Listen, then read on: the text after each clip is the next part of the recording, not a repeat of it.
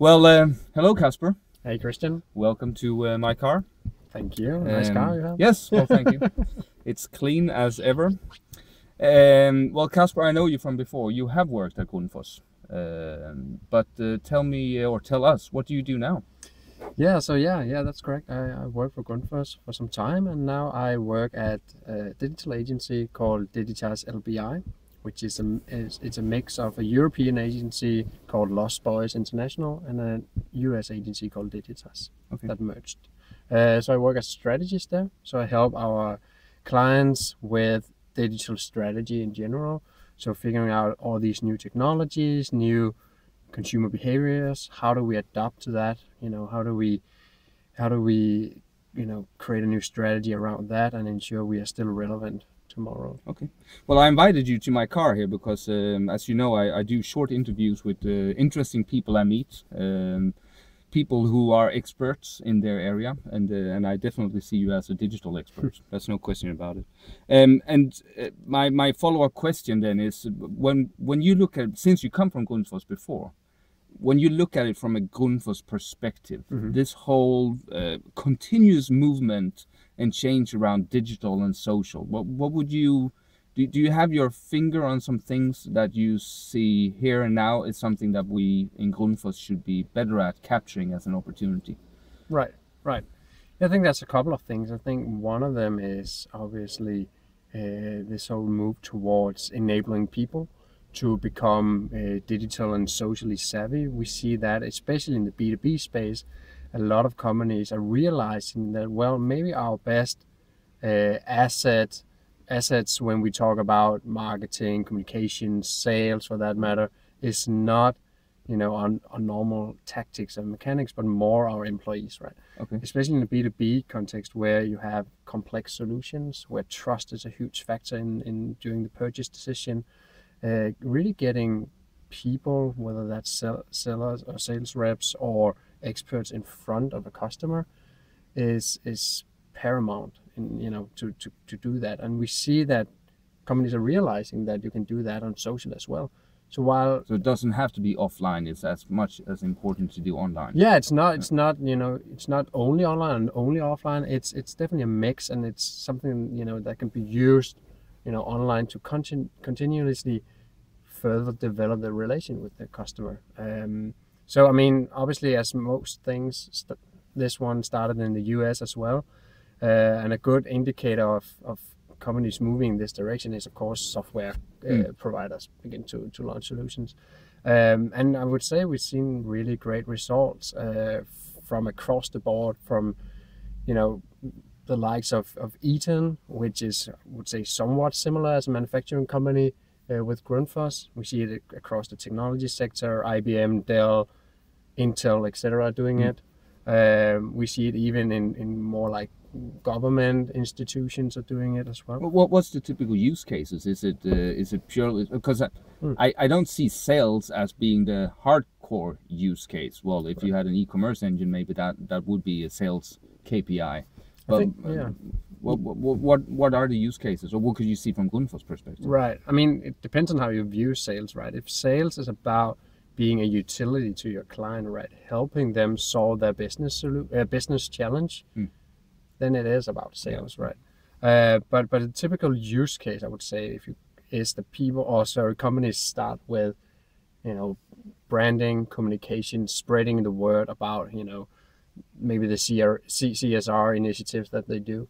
But that's really the broad initiative. We see also a lot of companies like yourself are beginning to do thought leadership, right? So again, as I said before, getting experts and senior leaders in front of clients, the people with a lot of knowledge, get those guys to share that, right, with a broader audience, because that's what social and digital technologies allows us, is to share more broadly and reach more people than just the two of us speaking.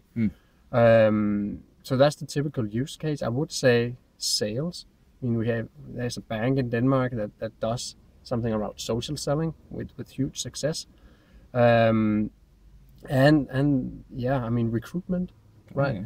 Okay. If employees, I would hope so, love their company, right? They would obviously share job postings. They would love to share how it is to work at the Grundfos. experience and, Yeah, and that yeah. whole, And the culture.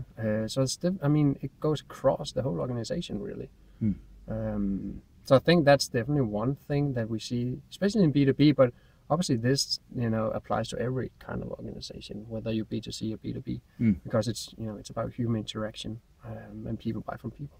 Yeah, it is the whole relationship part Yeah. that comes in and works there. Yeah. Okay. So that's definitely one thing that I think you guys should And check out. and that part is, it is already mature. It's you said it came from US. It is mature on the US market, and now we start seeing it coming over to Europe and well, the rest of the world as Right. well. So it is something that is there to grab here now. It's not hocus pocus. And No, it's not. And I mean, people are already using social and digital technologies privately, right? Yeah. In their, when they are off the job. So why not kind of utilize that experience on those behaviors in a professional setting as well, and allowing people to do that. But just to put in a disclaimer and just to be sure of it, it is of course an opt-in activity, because I will only share things to my network that I see as a valuable asset to the network. Yeah. So of course from a content perspective, it needs to be something that is of interest for my network. Sure, Otherwise, it's a I won't value share it. exchange. Yeah. I mean, if the company doesn't provide you with any valuable content or any valuable to say about them, obviously you wouldn't share that with your network, because So content is it's the key. content and the purpose is really key. It is. That's what creates the social capital, really. So yeah. So I think. Okay, interesting. But if we then look at, I don't know, maybe a little further ahead, I saw, or we have seen in Denmark at least now lately, in the Scandinavian countries, that the Uber, for instance, the taxi company or the personal taxi company, has started up.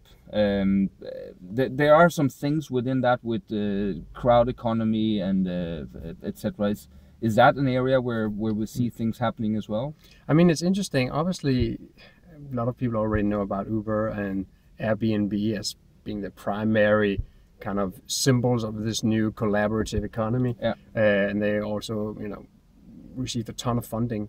And you haven't seen, or at least you don't see B2B companies get as much exposure. But there are actually B2B company leveraging the crowd, so to speak. So before we talk about that, let's step back a bit and talk about what is the collaborative economy. Yeah. It's basically this idea that people don't want to or don't need to own anymore. They just need access, right? I need access to a vehicle. I don't need to own a vehicle necessarily. Especially if you think about, the population density, right? Cities are growing bigger and bigger. Why would you want a big car in a city, right? Yeah. You just want, to rent a car when you're going to IKEA, for example. So this thing about access over ownership is really important. And it's obviously, it's obviously technology that allows us to do that, right? That I can, call a Uber cab or car using, an application on my phone that tracks my GPS coordinates and allows me to pay instantly. So this thing about access over ownership, and then there's, I would say, three different approaches in the collaborative economy. One is the typical one that we see is providing a service. It's renting cars, for example, renting apartments, etc. Then that's the marketplace, right? That's Airbnb. So that's providing a marketplace. How do my company, instead of owning everything, I'm just facilitating. Yeah. Right. And then the final one is, how do I become a platform that others can build upon, right? The typical example that's been around for years is actually Kickstarter. Yeah. So crowdfunding, people are building upon what you already have, or Quirky. So Quirky is a platform where people can submit ideas for products. Yeah. And you can go in and you can, vouch and say, yes, I want to support this product, but you can also have influence over the design phase or whatever. So they actually, and that's interesting, and this is where I see B2B companies, can play a big role. Is so Quirky actually began to have a partnership with General Electric. So General Electric actually freed up a lot of their patents for the quirky community. So say, well, obviously like any other big manufacturer, especially US manufacturer, we have a ton of patents, right? But we never use them. So why don't we, for the sake of, society as well as of course our business, we will take a chunk of the money that we made on these products. We free them up for the community to figure out, okay, could we make some good solutions? So this idea about viewing some of these new startups as potential partners instead of just someone that's disrupting my business and becoming my competitor, I think is very key. But that, of course, requires a totally different way of actually looking at partnerships. Yeah. Because partnerships then becomes part of your strategy making. Right. Really. Right. It's this idea about viewing our company as an ecosystem. Yeah. And not just as a one brick building, really. No. And this idea about constantly being in beta. And not saying, okay, we're making a strategy that's going to last the next 5 to 10 years. No. Well, at the pace that technology and really human behavior is changing right now, I mean, that's not possible. No. And we see, that's the reason why so many companies are being, kind of outgunned by startups is because they are not adaptable. Yeah. Porter's 5 forces changes everything. Exciting, very good. If people are interested in hearing more from you, etc., I presume that you are very active on what networks will I find you on? Obviously, Twitter. I'm a heavy user there. Yep. That's where I share a lot of stuff around both this employee advocacy, but also collaborative economy. Yep. Otherwise, I'm on all major networks. I'll be sure to give the details to anyone who's interested. Very good. Thank you so much for your time here, Kasper. You're welcome. And well, have a good December and Christmas when it arrives. Thank you. You too. Cheers. Thank you.